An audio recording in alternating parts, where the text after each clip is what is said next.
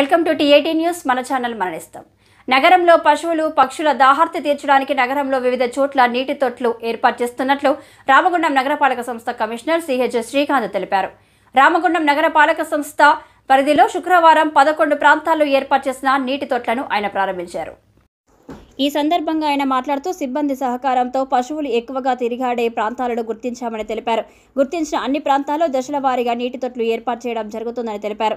నగరపాలక సంస్థ ట్యాంకర్ల ద్వారా ఈ నీటి తొట్లను నింపుతున్నప్పటికీ స్థానిక ప్రజలు కూడా భాగస్వాములై నిరంతరం నీరు ఉండేలా చూసుకుంటూ సహకారం అందించాలని ఆయన కోరారు.